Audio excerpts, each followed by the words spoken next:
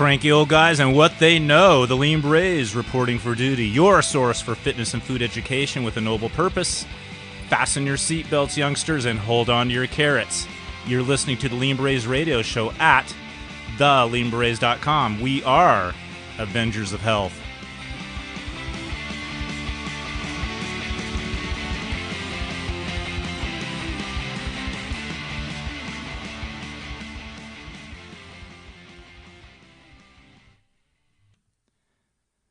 Welcome, Braze. I'm Ron Jones with my good friend Michael Campi, and we are the Lean Braze. And Michael, thanks, and welcome to Lean Braze for the very first time. Well, thanks a lot, Ron. You had a great idea last week. You sent me an email about cranky old guys, and we've been talking about doing a podcast for a while, and we realized, hey, we should just do a show on that topic alone. Let's go for it. And what the hell do they know? Like, what do these old people know? And so to kind of bring people into the fold on this, one of my mentors is over 80, and he looked at me when I was up at his place recently, and he said, I'm 85 years old, I can say what I want. And I said, and I'm over 50, and I'll listen. You know, so there's the difference between some people like myself and Michael and others. We're willing to listen to people that are older because I don't want to go through the same stuff they went through. I'd like to learn from their wisdom and not recreate the wheel and just get it rolling again. So what would you like to start with, Michael? It's going to be a fun show and lively. We're not dead yet. But we will be soon. But we will be soon, which is another... Michael and I are both classically educated, also in literature, so we're going to bring some things in that some of the fitness people might not understand because they're fairly stupid at times. So memento mori comes out of literature, and that's a reminder of death. And back in the medieval period and beyond, there was little skulls in the house, and they were all around, and it was a reminder that no one lives forever. It doesn't matter how much money, power, and six-pack abs you have. We're all going to die and be worm food. Get over it. And before you know it, we'll be down. I have a T-shirt. It was a group that I started called Old People with Attitude. And underneath that it said, I'm old. You're in the way. And the biggest objection older people had with that T-shirt was the word old. Really? And that shocked me. I thought, you should be proud of who you are. Mm-hmm. Well, this is a cultural thing, right? Yeah. Especially in fitness. And for those of you just tuning in that haven't listened to us or you don't know Michael and I, we're going to be talking a lot about fitness today, but we're not just talking about fitness. We're talking about life. Because if you're just thinking of fitness and physique and six-pack abs and all that superficial crap, then you've really missed the boat. You don't have a clue what it's all about. And so, yeah, we'll get into some fitness, but it's going to be a lot deeper than that.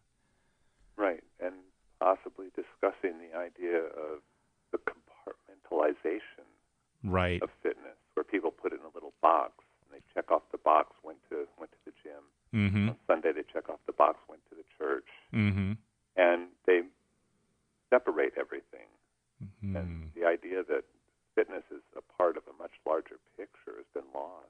Well, that goes back to ancient Greece. You know, there was a comment recently by one of the political candidates. I can't remember who it was at this point. It doesn't really matter. But they talked about how America is the greatest nation in the existence of, mankind. And I thought, well, that's a fairly ignorant statement in so many levels, because if you look at ancient Greece, we're not even close, Mm-hmm.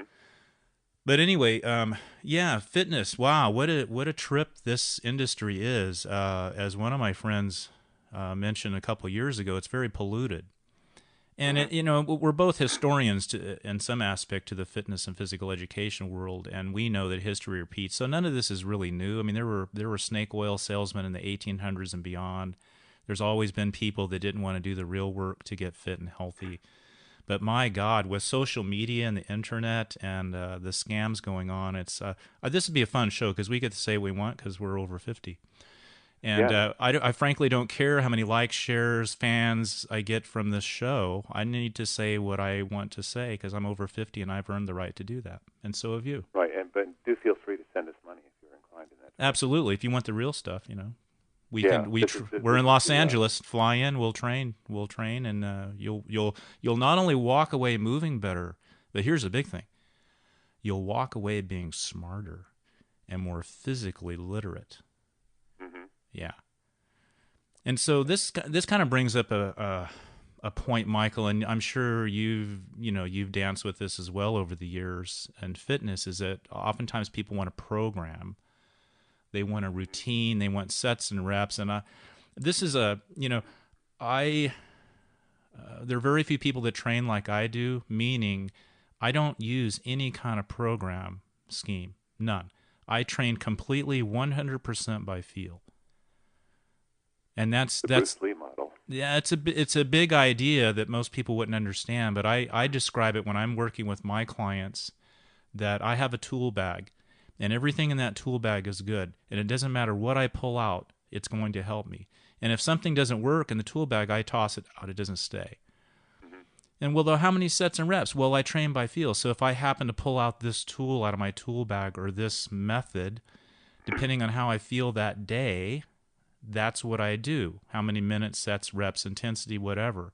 And then people will say, well, I can't do exactly. You can't do that because you're physically illiterate and you don't understand. And that's what's been lost, because 100 years ago, people could easily do that. Mm-hmm. That idea, the fluidity, right, that approach, in a world where people are obsessed with categorization, marketing and numbers, branding, and oh my God, ad nauseum. It upsets them.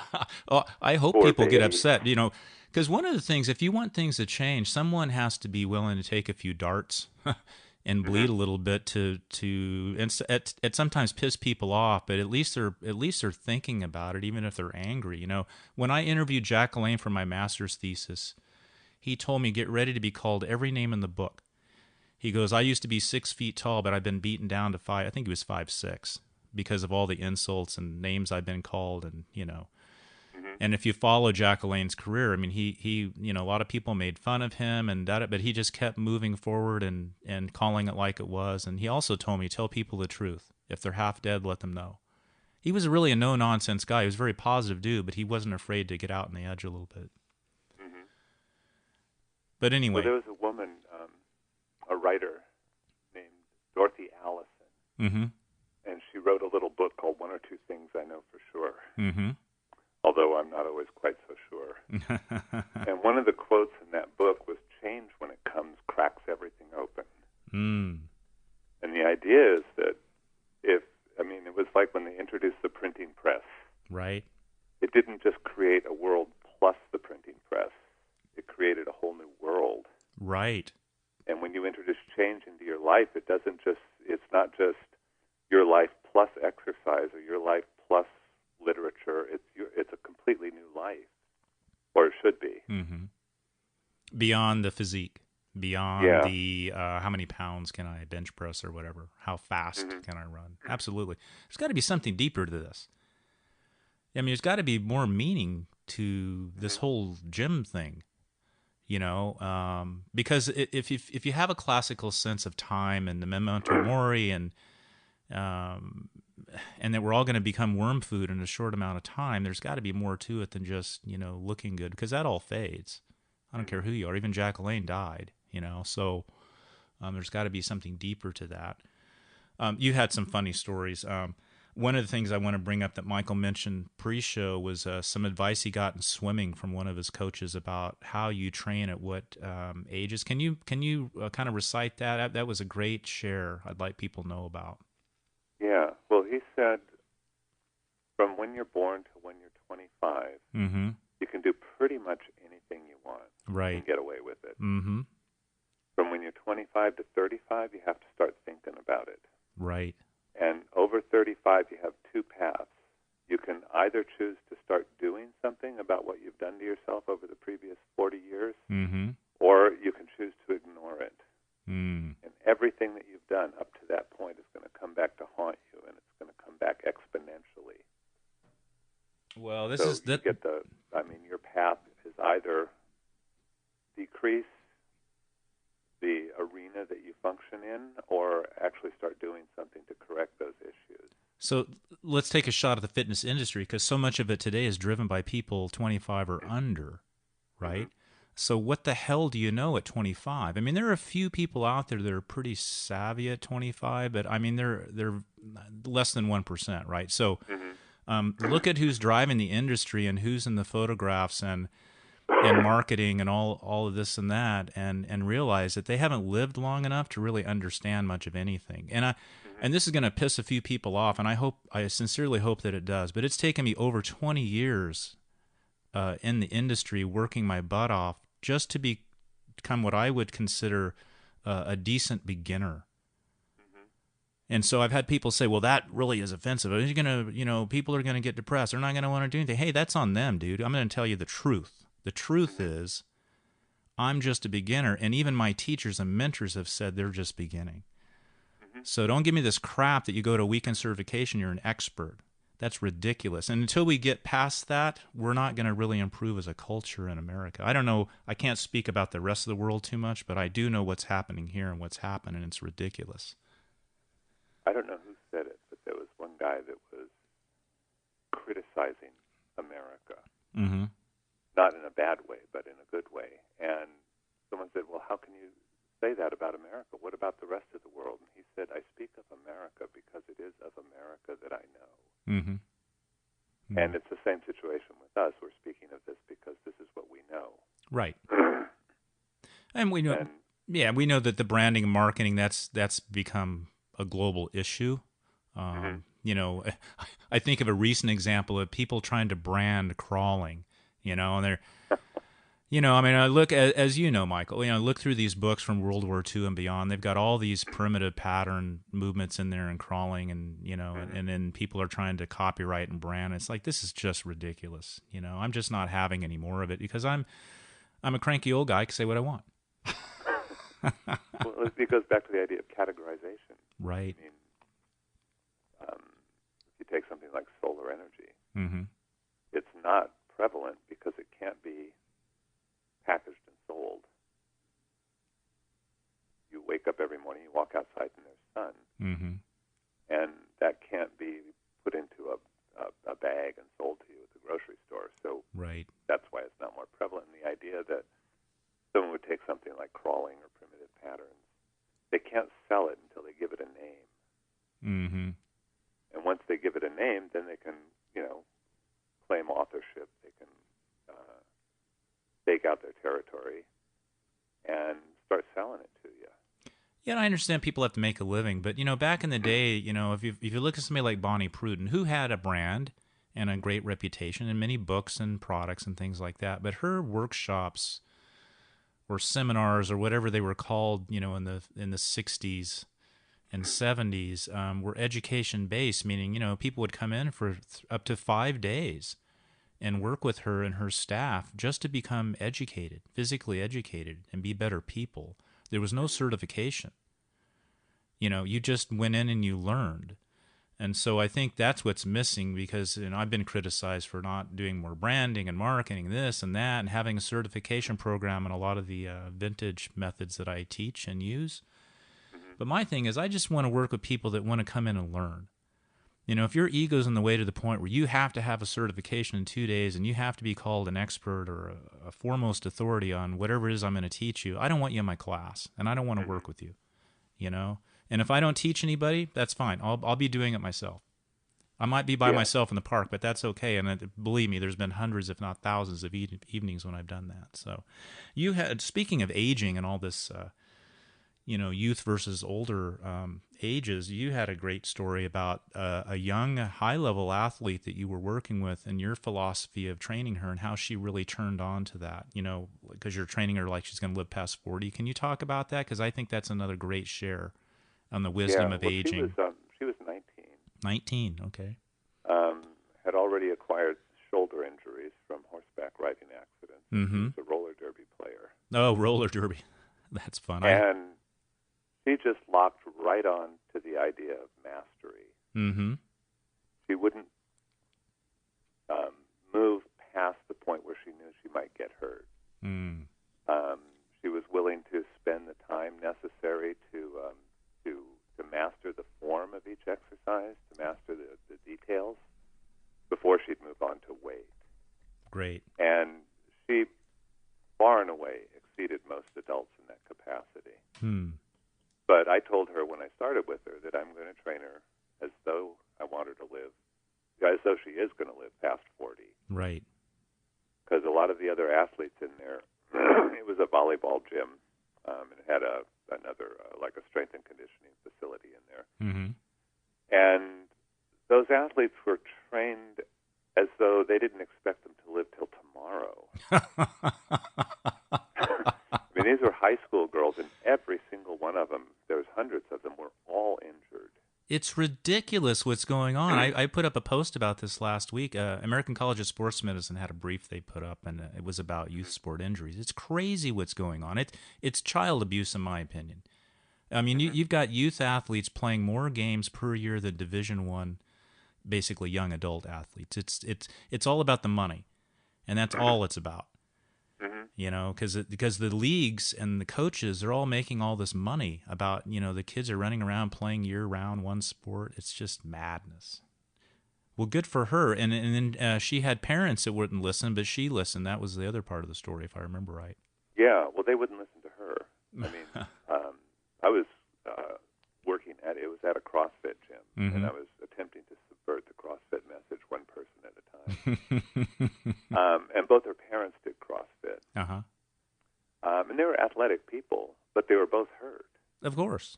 Yeah. And I said, well, why don't you see if you can slip this into their world? I mean, start working with them. And she said she's tried, but they wouldn't listen. And they were both in their 40s. But her dad was sidelined from an injury, and her mom was sidelined from an injury. And all her injuries got better. I mean, I started out with her. She was pretty weak. And by the time we finished 6 weeks later, she was deadlifting her body weight plus half. Wow. She was doing body weight farmer carries. She could do 5 pull-ups and 10 push-ups. And her shoulders got better because we incorporated restorative methods that you're real good at. We started using Indian clubs every day and doing some crawling. I actually had her crawl uphill backwards. That's great. Yeah. For a month. And then we tested her pressing strength after that without having pressed the whole month. And it went up by about 10 pounds. Well, what she was doing, I mean, I learned this from one of my mentors that you should train. This comes out of history, and it's a big take-home point if you're smart enough to pay attention to the old guys today. Train with 90% perfection. For the most part. So when I'm training, that's what I'm shooting for. And sometimes I'm a little under, but I modify very quickly. So it's like, well, how can you have 90% perfection all the time? That's unrealistic. No, it's not if you're smart enough to know how to do it, which is called regression. You keep stepping it down, making it easier until you can find that spot where you get 90% perfection. And then work from there. And yeah, and you got to get the ego out of the way before you do that. So that for some people, that might mean, hey, I just got to walk around the block. You know, forget about 85% of my VO2 max or whatever, you know. That's my 90% perfection because I know I can control that fairly reasonable, you know. And, I mean, if you get someone who's absolutely obsessed with going faster and doing more, and have them do a 30-second kettlebell deadlift, 10 seconds from the ground up, 10 seconds at the top, and 10 seconds back down, they all of a sudden understand the impact and the intensity of slow motion movement. Yeah, people oftentimes use speed to cover up compensation and what isn't working well. But when you slow down, that's when you start noticing the minutia of it and the details. And as one of my mentors also told me, the historical methods work so well because of the nuance. So you always want to be looking at those little things, because if they said put their pinky here and have your foot here, there was a reason for it. And I found that to be true. I mean, take something like the Indian clubs you mentioned, Michael. I mean, that I remember spending I don't know how many years I'd been doing, a couple, 3 years of the basic Indian club patterns, and I was working with Dr. Ed Thomas with Shane Hilton in North Dakota a couple years ago, and I asked Ed, I go, can you look at my basic pattern and kind of let me know where I'm at? And he and in about 5 seconds he goes, yeah, you're about 50% there. And you can ask Shane Hilton if you don't believe me. I looked at him and almost fell on the ground. It's like 50% there. I've been doing these for years. But he picked up on a wrist position that was out of place for me, which it was a total compensation for my shoulders. It kicked my shoulders out of position. So it was such a small thing, but it was huge. And I realized then that I needed to go back to the 1 pound clubs because I had quote-unquote progress to the 2-pound clubs, which is actually stupid. It was stupid because I was physically illiterate. I didn't understand. Okay, I hadn't been exposed to enough information. So you can let your ego get in the way and walk away and keep doing the same stupid crap, or you can make some changes. And I decided to swallow my pride and my ego and go back to 1-pound clubs. And Shane did the same thing, if you ask him. And so we learned a lot that day in terms of just not getting ahead of ourselves. So often, people, if you think of 1 to 10, they want to go to 10 right away, and they don't even know 1. And what I found is that, and the masters will say this too, the deeper you get into the fundamentals, the more layers you realize of the fundamentals that there are. And this happens to me all the time, Michael. Things that I've done thousands of times, I'll do and I'll think about it and I'll realize, wow, there's another layer here that I didn't see the last 10 or 20 years. And it wasn't a fancy pet trick, it was just the fundamental stuff. And so the fundamentals are so important, but in the industry today, they've been largely blown off, and we've got all this Hollywood sexy, BS out there it's just so destructive. Something came to mind when you were talking about CrossFit, and if you want, we can get into that. If you really want to piss some people off today, I'm fine with that. But I'll tell you, the legal team doesn't come after us. Well, whatever. I've had my issues with Glassman already. So I was training, doing a MoveNat workshop, Power and Agility MoveNat workshop, 2-day workshop. It wasn't a certification, just an educational workshop, but which, by the way, I really enjoyed. I thought they had a good program, and they laid it out well. I had a lot of fun. And it was at a CrossFit gym in Burbank, and we were doing a little kind of functional circuit, and in between there was a little bit of waiting while the other group finished, and so the instructor said, hey, we want you guys to be busy while you're waiting, so he had us get down and do a plank. I mean, just a plank. So for people who don't know what a plank is, you're basically face down on the ground with your forearms in the ground. You're just holding like a straight plank-like position. I was clearly the oldest one there, and I was in there with a lot of CrossFit people because it was a CrossFit gym. And the other instructors were in their mid-30s, late 20s. I was the only one that could hold a proper plank over 30 seconds without getting out of position. It was really interesting to me because if you looked at what these guys could do versus me, Michael, they were quote-unquote stronger. They could do all kinds of stuff I couldn't do, but the fundamentals weren't there. They couldn't even hold a basic fundamental plank. And then you wonder why there's so many injuries, whether it's CrossFit or boot camp or P90X or whatever it is, at the high volume, high intensity level, if you don't have the fundamentals. I often describe this to my clients. You've got a brand new Corvette and it's really fast. It doesn't have very good brakes on it. Eventually you're going to hit the wall. Well, I worked with an instructor, and we would sometimes work for 2 solid hours on kettlebell swings. Just breaking it down and doing every part of the movement over and over again, doing it slow, doing it fast. And you could, like you said, uncover layers upon layers of nuance that only show up when you do that kind of dedicated, focused work. And now we can go into the acquired ADD, which is kind of my estimation of what's happened to the world. I mean, and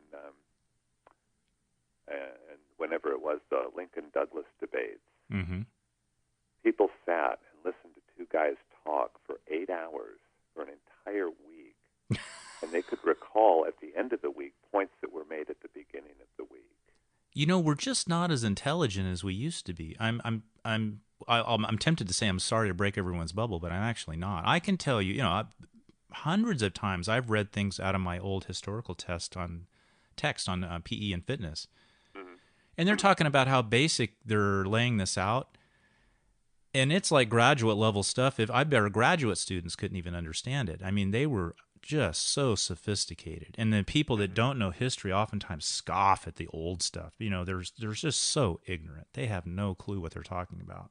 This stuff was very, very developed. We're not even close to where we were 100 years ago. Not even close. Well, across the board, too. I mean, their exactly. use of language, their ability to structure a sentence, how they wrote. I mean, you look at writings from that period of time, and it's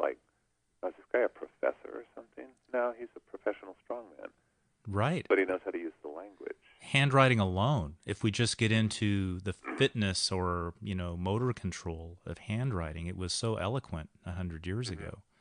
Well, it's something you had to master. Right. And this is the plus side for young people. Mm-hmm. I used to train the dryland training for the swim and water polo teams at the Rose Bowl. Cool. And I asked a 10-year-old kid what he thought of Twitter and Facebook. Mm-hmm. And he looked up at me. He said, "In my opinion, nothing has gone further to denigrate the quality of discourse than Twitter and Facebook." And he was 10? He was 10. I was in shock. Wow. So my next question is, who are his parents and where did they come from? Are they American or did they come from another country? Yeah, they were from Pasadena. Wow, that's great. Yeah, and I thought, okay, so here's a 10-year-old that could smoke most 30 or 40-year-olds right. in any kind of rhetorical discussion or argument. Mm-hmm. He possibly even understands what rhetoric originally was. Mm-hmm. He possibly understands the nature of a debate, not an argument. It's fascinating. One of my historical texts I was looking at last week, they taught people how to laugh. Mm-hmm. There's like 30 different ways to laugh. Oh, that's stupid. You should laugh how you... Well, it's a type of movement, and it was taught.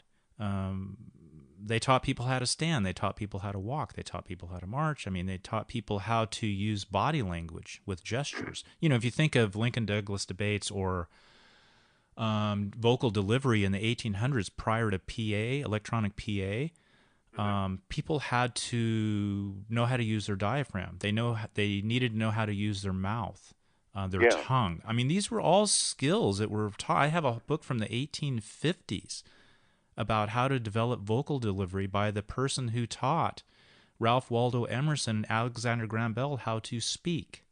He was the guy. And I've thrown that book over to a couple of musician friends of mine, and they just blew it off. Like, you have no idea what's in that book. You want to sing like, you're the best vocalist in the world? The secrets are in that book. Because if you can do that without a PA, trust me, the PA is not going to hurt you. Yeah. Well, I have a friend that he was a bass player in a heavy metal band. Mm-hmm.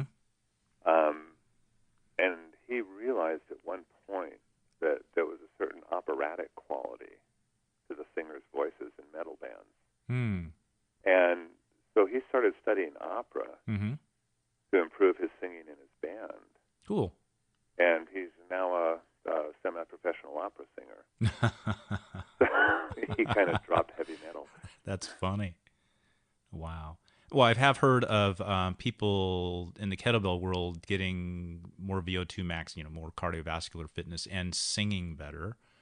Mm-hmm. So that makes sense, Now you train in a 24-hour fitness box gym setting, and we've had some funny discussions about your alternative, if you will, training methods compared to the general gym crowd. You want to talk about that a little bit? Well, when I go in there, I was doing Turkish get-ups with a shoe on my hand once, just for balance and control and to keep all the lines straight. And at the time, there were a couple of marginally good trainers there. One guy walked by, and he said, "I'm not even going to ask." And like 2 minutes later, he came back. He goes, "Okay, I'm going to ask. What the hell are you doing?" Good for him. It was great. And there was a couple of them there that were really interested. One woman, when I left the gym and then came back about 6 months later, she said, "Oh, God, I'm so glad you came back. I haven't learned anything in 6 months." And I thought, well, okay, that's on you. But I would bring stuff into them. And these two people would always look into what I brought in. That's say, hey, wonderful. Check out this website, or check out this guy, or take a look at this. Mm-hmm. And they would always do it. The current crop of trainers, I'll bring Indian clubs in there. I brought wands in there. Mm-hmm. I used to bring my own kettlebell before they had kettlebells. Mm-hmm. And nobody in there would even give it a passing glance. It was almost like they'd whistle as they walked past so they wouldn't have to look at what I was doing. It's an ego thing. None of the trainers had any sort of intellectual curiosity. about it. I mean, if I was in a gym and I saw somebody playing with Indian clubs, I'd go talk to them. Yeah, one of the things I learned from Dr. Thomas, who's arguably the top physical educator in the country and military training expert, he said when you find someone that's interesting to study or they're worth looking at, always ask yourself who trained them. And so, oftentimes I'm in the park, and once in a while people will come up and they'll actually ask me, what you're doing. I think it's a wonderful sign because I'm happy to talk about it. And I have found myself, if there's someone doing a movement or a skill that is interesting, I'm much more apt now to go up and say, what are you doing? And then ultimately I'll ask them, where did you train? Who trained you? Now that's what people don't ask me. They'll ask me what I'm doing, but I don't know if I've ever had anybody ask me, well, who trained you? And that's really the deeper question, because if you ask that enough times, you'll get back to ancient Greece. But that would be an interesting question for people to ask me, because I've trained with some really fascinating people over the last 20 years. And so many of them, as you know, are off the grid. Nobody would know who they were, but they're the best of the best. I mean, in the martial arts world, mm-hmm. the lineage right. is always extremely important. Sure. I mean, there's an art called Kachikembo, which I trained in. It's a Hawaiian art. Mm-hmm. And each and every one of those people were extremely proud of their lineage and their, the order that they were on the ladder of descendancy. Mm-hmm. Like this person trained directly under the guy who started the art. Mm-hmm. And this person trained directly under that person, so he had access to that kind of linear progression.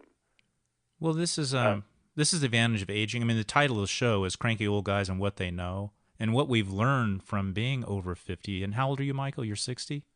61. Yeah, you're 61. I'm 57. So what we've learned being this age is to get out of our own way.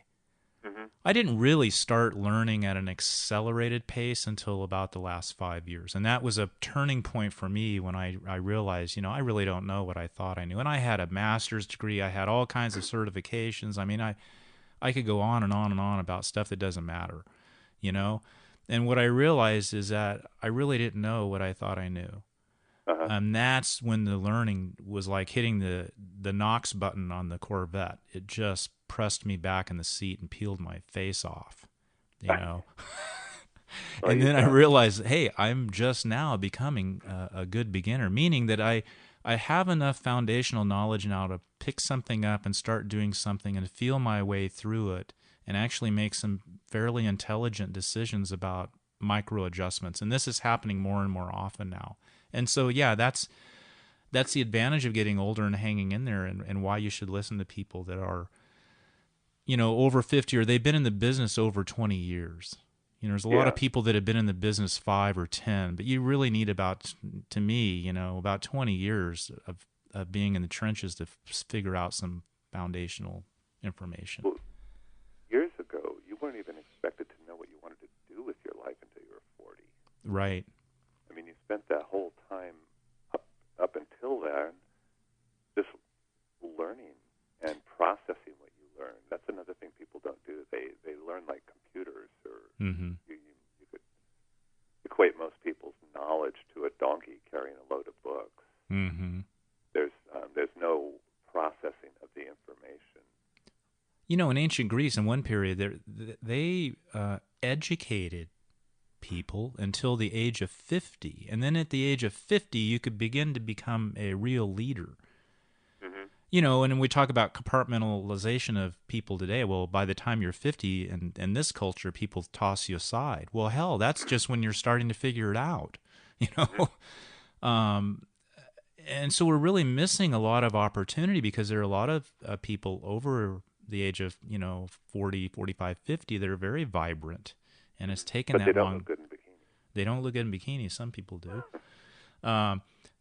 And they have a lot of information. It just takes a long time to assimilate that, whether you're talking about fitness or other things. So that's kind of a cultural thing, but it does play into the world of fitness, especially a fitness world today, at least in the States, is very physique superficial focused. and even airbrush focused. If you're going to be 25 and talking about 6-pack abs, forget the airbrush. Just show us what you got. I ran into this. There was a woman doing a boot camp, instructing a boot camp at a park, and I went over to chat with her, and she was really kind of huffy about who she was, almost upset that I didn't know who she was. Uh-huh. And her qualifications evidently were that she had over 11,000 Instagram followers. And you should have her talk to that 10-year-old in Pasadena. Yeah, but I watched her train, and she was absolutely awful. Of course, yeah. And I went to her Instagram page then to see why she had 11,000 Instagram followers, and probably 60 to 70% of all the pictures were her either in her underwear or a bathing suit. Oh, sure, that's an easy way to get some followers. Absolutely. Yeah, I almost told her, well, you probably realize most of your Instagram photos or followers are 50-plus guys. And hey, not looking at it because they want to be like you. Yeah, physique is surely part of it, but it should not be all of it, and that's coming out of history. It's just not my personal opinion based on what I've learned, but that's a clear message out of history. If you study it long enough or at any level, you'll see that it's got to be more than just that, because we'll be worm food soon. Airbrush or not. Well, if you look at people you know who Odd Hogan is, right? I think you mentioned him. Why don't you go ahead and Yeah, he's a strongman. The strongman, yeah. Right. Has a place called the Training Hall. It's actually in Newberry Park, right near you. Mm-hmm. And if you saw the guy walking down the street, you'd say, hey, he's pretty big. Mm-hmm. Most people would probably think he was just big and fat and out of shape until you shake his hand. And then he crushes you like you were an insect. And he's almost 70, right? Yeah. So, I forget who said it, but they said, do you want to look strong or be strong? That brings up a point. I'm also a photographer. I've done some professional photography, and one of my friends is I think one of the best photographers in the world. And he was telling me about a bikini shoot that he did and how weak the women were. And I've heard this from other people in the fitness industry too, that are on set for bikini fitness shoots where the models are so weak in their core that they can't sit in a stability ball, which is a big round ball if you don't know that. And they have to kind of hide behind the ball and brace the ball so they don't fall off. And so it's all show. But it kind of reminds me of the CrossFit trainers when I was doing the MoveNat class. They couldn't hold a 30-second plank, and they were out of position and whining, and it's like I could have been their father, and I was sitting there, and it's like I could have been smoking a cigar doing it, having a nice brandy. It wasn't even like it was just so easy for me to do because I focused on the quality of that. Yeah, and just speaking to what they focus on, if you go to CrossFit websites, what you'll see a lot is they have look better naked challenges. And that's all they want to do. They don't have like be strong as an ox challenges. They don't have become a functional human being challenges. They have look better naked challenges. I'm down with that if you're a better person too. Yeah, it very rarely goes together though. Right. Well, it's interesting how we look at this so superficially. And I do some shirtless stuff too, and I think part of that is important for people to see. Like, okay, this guy's 57 years old; he's fairly trim, moves pretty well. But as you age, you realize that just looking better naked is so superficial, and then the thing called pain comes into the play. And you realize, like as you said, with your swim coach's advice, you better start training differently by the time you're 35 to deal with what you did prior to 35. And then it becomes about quality of movement. What's that? Looking better naked once you get past 40. Right. It's harder to do. It's moot. Because nobody's going to want to see you naked anyway. So for any guys that are listening to this, take advantage of opportunities as they arise up until and including 40. Yeah, it's definitely harder to do after 40. However, it can be done. They can. And I think, too, having a bigger view of the world and life and aging and all that, you realize that, a lot of that is so temporal, and you get more okay with everything not being perfect, and just doing the best you can with what you have. I mean, there are some people in the wellness industry, if you want to call it that think that aging's a disease, and I've never bought into that crap. I think that can sometimes really trip people up, and then they don't live well because they're trying to fight something that they really are never going to win at. So Chip Conrad at Body Tribe, Mm-hmm. Sacramento, Yeah. he says aging is a choice. And if you make better choices now, you'll have more choices later. Mm-hmm.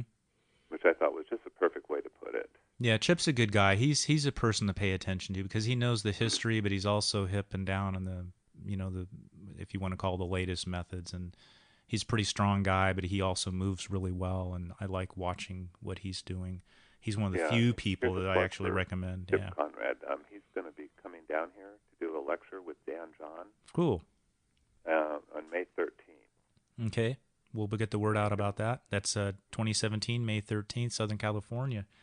Two top training coaches. You can get all the information on mental meatheads. Mental meatheads, all right. We'll be posting that stuff up for sure. Cool. But, when you were talking about young people just not really having a clue, there was Mark Twain. Mm-hmm. I think it was Mark Twain said that when he was 20 years old, he had a hard time believing that his father could walk and breathe at the same time. Mm-hmm. And when he turned 25, he was absolutely shocked at how intelligent the old man had become in 5 years. Absolutely.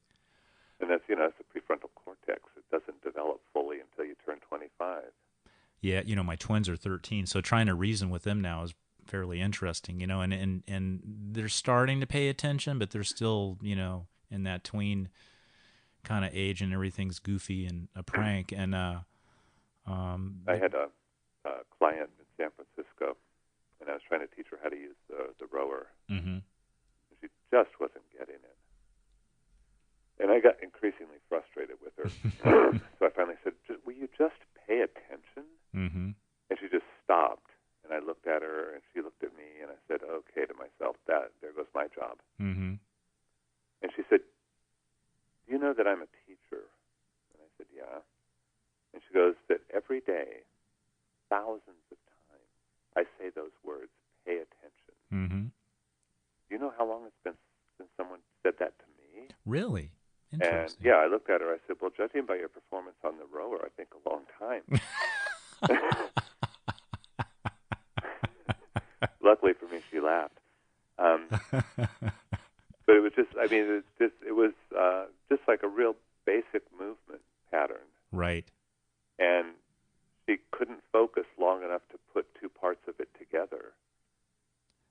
I believe that. I coach running, and I'll just take one thing out of running, arm motion from the shoulder. I mean, this is a really fundamental, basic concept to running efficiently. And it is incredibly difficult to get people to do that. I can work with people over and over and over, and I'm very, very, very good at breaking things down and finding that, that simple point for them to start, no matter what their age, ability, disability, or whatever. And I think I attribute it to physical illiteracy. People just have they're just not kinesthetically aware of their bodies in motion. Even athletes today, they've never been taught these things that were taught 100 years ago. And it's really challenging to get somebody to move from the shoulders and not move from the elbows, and then to move in a linear way. And we're just doing drills, which are just straight up and back, the running form drills. So we're going to make it pretty linear, at that fundamental level, and it's very difficult. And people, I feel like you at the Rotary, it's like, are you listening to me? But I think a lot of times they're listening, but they just can't feel it. And to the point where I'll just say, stop, stand up, straight, tall. relax your arm, and I'm going to move your arm for you, Mm-hmm. They let their brains get in the way. They try to analyze things. That's I think one of the big problems with adults is they do what I think it was Bonnie Pruden that called it adulticizing, Mm-hmm. where they're so analytical that Right. if you sit them in a room and say, hey, how about for the next 5 minutes you guys just play? They Mm-hmm. can't do it. Right. There's no capacity. Yeah, there is a point where, and I did my master's thesis on sport and exercise performance psychology, so we can talk about that a minute, because there's a thing called flow state. Mm-hmm. And when you're in a state of flow, you lose consciousness of time and ego, and that's the sweet spot. That's the zone that athletes talk about, and that's what we all want. We're just, you can't do anything wrong. You're in that 90% perfection plus, and everything feels great. And hopefully everyone experiences that in life physically at some point, and it's even better in my opinion, in competition, because I've had that in cycling and running. But it's kind of like some of the martial artists will talk about no form, no form. So when you begin your martial arts training, you don't know what the form is, and then you realize what the form is, and that's when you're very analytical. And then at the end, when you become more of a master at the fundamentals, there is no form, because you're just flowing through it. It's so I'm into that realm with some of the movements I do now, Michael, where I'm aware of what's going on, but I'm not over analyzing it to the point where I can't move, or I move mechanically.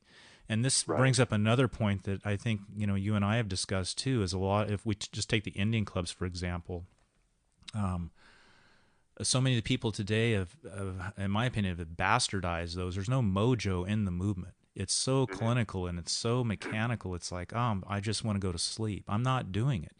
And I'm watching what they're doing. It's like, I don't want to move like you.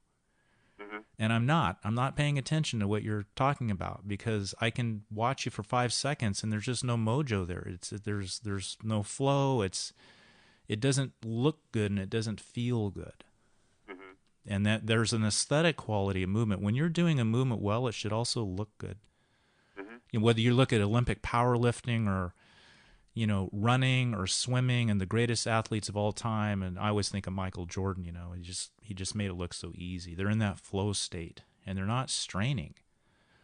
Oh, I went out to a track meet at a college once just to watch people run, and the really good runners, they didn't so much run as float. Right. It was almost as if the ground was moving by underneath them rather than them moving past the ground, because they were just, they were so effortless. Gravity. We can talk about that a little bit, because that's, if someone was smart enough to ask me, okay, Ron, you've been in the business a long time, you know a few things. What are a couple of the major points that you think everyone should know? And I would say gravity right up front. So when you look at, especially over 100 years ago, and of all the off-the-ground training they did, they really understood gravity and how to work with gravity. And if you don't understand gravity, it's going to work against you. But when I'm coaching running, I put a lot of my knowledge of classical physical education and Swedish gymnastics in particular, because they were so good at this anti-gravitational approach to movement and training, even when on the ground. That's a huge point, Michael, because if you're running heavy as a runner, you're done.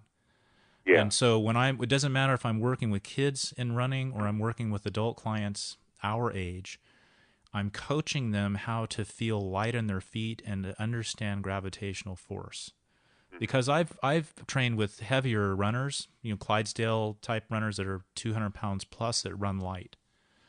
So there's a way to do it, but it gets back into technique and the nuance and the form. And if you put all that together, I've been doing a lot of stair repeats lately and helping a few people on that. And you can float up the stairs, steep stair repeats, if you know how to run properly with good mechanics.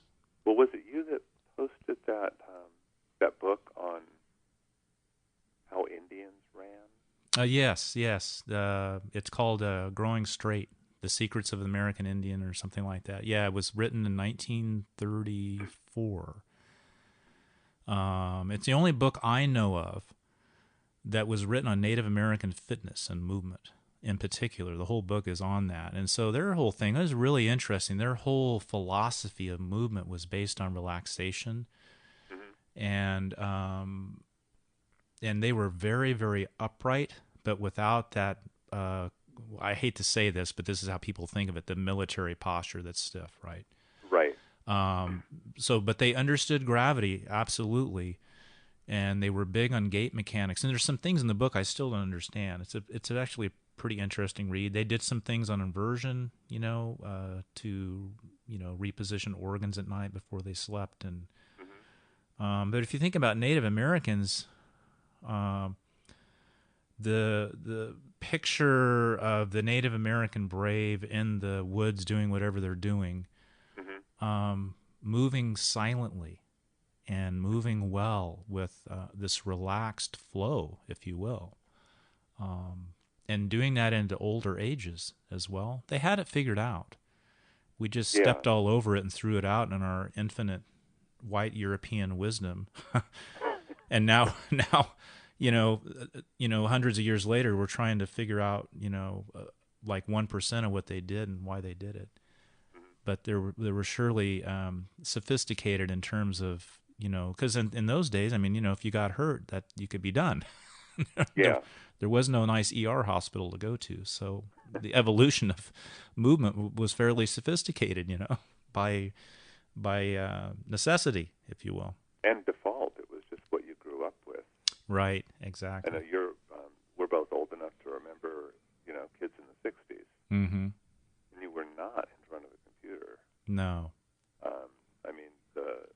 At the first opportunity, you were outside.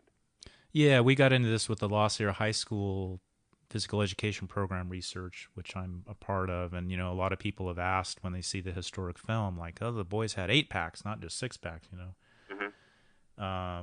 Was that all just the football team? And interestingly, those pictures and film that we have up currently, that's the general population at La Sierra, and what was pretty much a middle-class white Anglo suburb of Sacramento in the early 1960s. There was some, upper class and lower class, but it was basically kind of a middle-class neighborhood. And that's just how the boys looked. Now, they didn't come in that fit, of course, but, of course, you didn't have obesity like you do now then, and they were just more physically active, period. Right, and they didn't walk in the door out of shape, just not as good a shape. Right. But, that was the general population, and wow, how far we've fallen, We didn't listen to JFK's warnings of becoming a nation of spectators instead of participants in the vigorous life, which is exactly what he warned us to not do, but that's where we're at. Someone asked me the other day what I thought about the concept of old man strength. Mm-hmm. And I told him, effective immediately, it no longer exists. Mm-hmm. Because the old men now are people our age who grew up in the suburbs. Right. And never really had access to a physically active life. This is They another... actually took pains to go out and find it. Right. This is another conversation Michael and I have had over the last couple of years, the old man strength of yesteryear. I remember my grandfather in his 70s could still take a bottle cap between his thumb and index finger and bend it in half. And I remember he was very, very proud of that. And he was a guy that, drank bourbon and smoked filterless Camels his whole life, and never, I don't remember the guy ever exercising. That's before drink and smoke was bad for you. Yeah. He would work in his garden and he fished, and then he was a working guy. But man, he had the grip, It's like, yeah. I can't do that. I don't care how many kettlebell swings I do. You should try that sometime, My grandfather was like that too. He was a furniture mover his whole life. And a garbage man. Wow. And, he used to come over to our house at 70, and all the kids would sit there in awe as he would lift our upright piano off the ground. Wow. But the sad part of that story is when he retired, he died within 5 years. Oh, yeah. People oftentimes retire and die within 18 months now. It's a very short, when they stop, and they're dead. Of course, they're sitting around watching television, My grandfather... I retired when I was 24. So. I thought it would be a better choice to do it while I was still young enough to enjoy it. So to bring the show kind of towards the end here, as we look at the fitness industry and we're over 50 now, what can we say for people over 40? Because I'm, I don't know how many people under 40 are willing to listen, but I think the people over 40 will. And what have we learned of high value? And I'll throw a couple things into the circle here. Okay. The value of restorative arts is really critical, and that was a content area of classical physical education that involved teaching people posture and safety of movement and quality of movement and the fundamentals. So at this point in my life and career, that's what I'm very focused on, teaching people. It's not that I still don't do some high intensity interval training and endurance and strength and all that, but there's so many sharks in the water on that. I don't care to play those games anymore. But what I've realized just from a ethical standpoint is that there isn't anyone that I couldn't work with that could not benefit from the restorative arts, whether it's Olympians and pro athletes, which I've worked with both in my career, or people with disabilities and wheelchairs. I've also worked with them, children, adults, corporate people, doesn't matter. Everyone can benefit from those methods and tools because they help people move better, and they do help people age better. And they're wonderful for people over 40, especially, who have lost shoulder mobility, spinal mobility. They're in pain from largely being out of alignment and doing too much with poor mechanics, oftentimes. Take the weight out of it. Let's just figure we're not even going to talk about that right now. Just the quality of movement is so poor, and it has been for so long.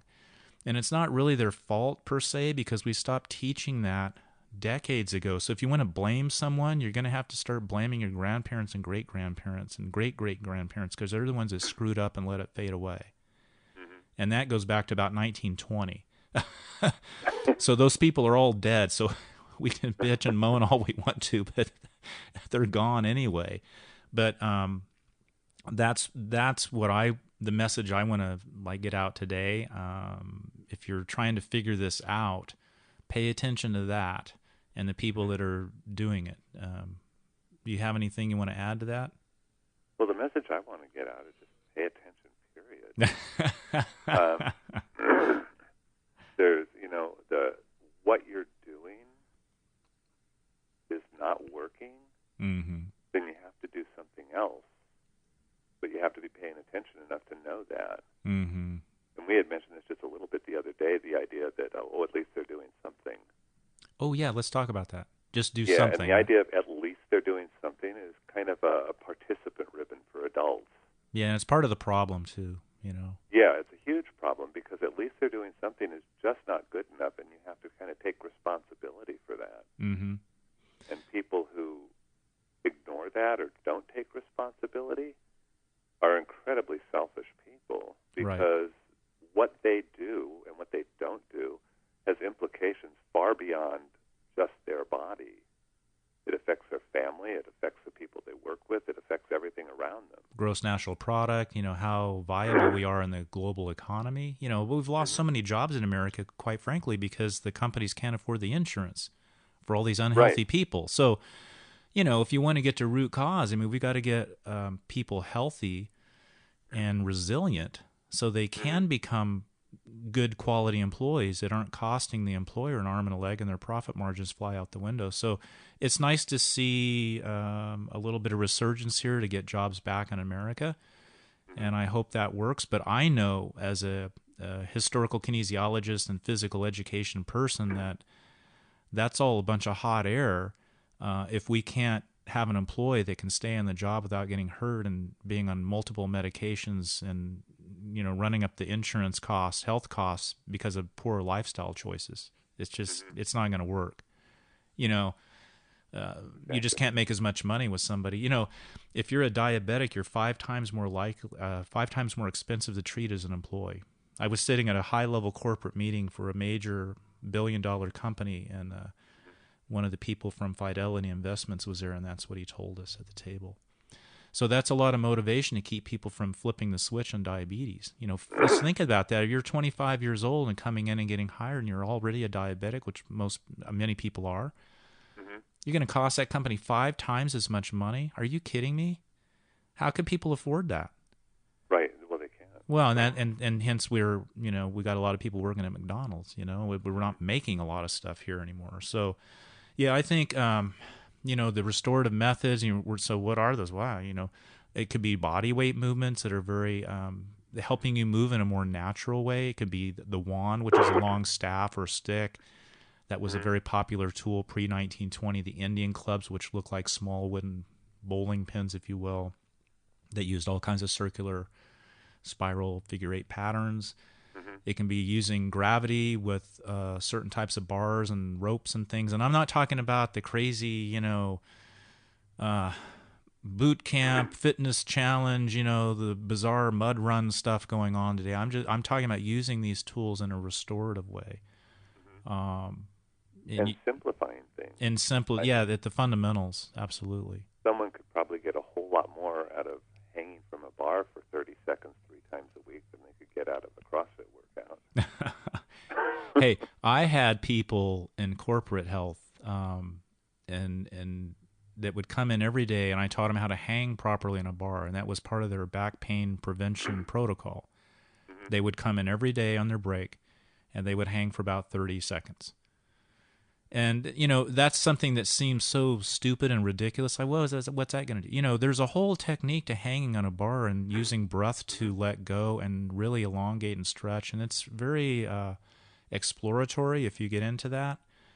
And I spent a lot of time teaching people how to hang in a relaxed way using breath to open up and stretch out and open up joint space. And it's a good thing to know how to do. Well, if you took somebody and had them hang from a bar for 30 seconds, get up and down off the ground 10 times, and balance on one foot for 10 seconds, that would be a sound basis for a good program for most people. If they did that right, that's probably better than 95% of the fitness people are doing. Right. Sad but true, right? And it's hard to sell unless we can figure out a way to brand it. That'll be the next show. Yeah. And we'll do some more shows. This is kind of a general throw the gauntlet out there for what we've learned after being in the business for decades and being over 50 ourselves. And in my final word, it's like, anybody can be fit and look good at 25. But when you're doing this over 50, those are the people to pay attention to. Right. And that came from another guy that I've done a lot of work with. He's like, we're Petri dish experiments, because there are very few people that aren't just fit at 50 plus, but they're also moving well. And that's the key. It's not just how they look. Can they do some basic fundamental movements pretty well and look good doing it? And I'm not talking about look good from a cosmetic standpoint. I mean, just a flow standpoint and a coordination and a balance and control perspective. Oh, yeah, that's one other thing I wanted to mention. There was a book that came out, I think, early 80s, called Body, Mind, and Sport by a guy named John Douillard. And he kind of used Ayurvedic body typing techniques to place people in different pursuits. And had a huge rate of success with that because all of a sudden people were doing things that they were naturally good at. And also he talked a lot about the flow state. Cool.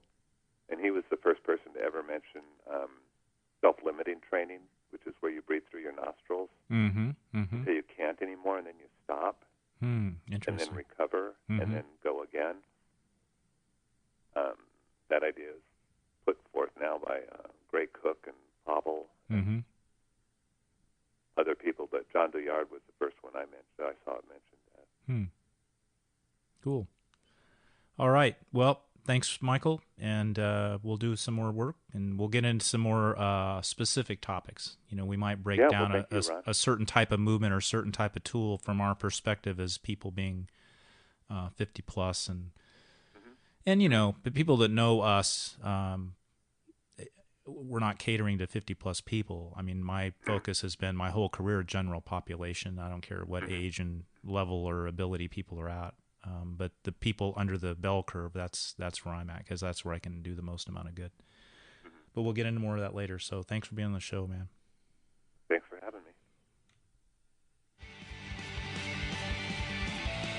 You've been listening to Lean Braves Radio Show at theleanbraves.com. Until next time, keep moving for a noble purpose. No excuses, no age requirement.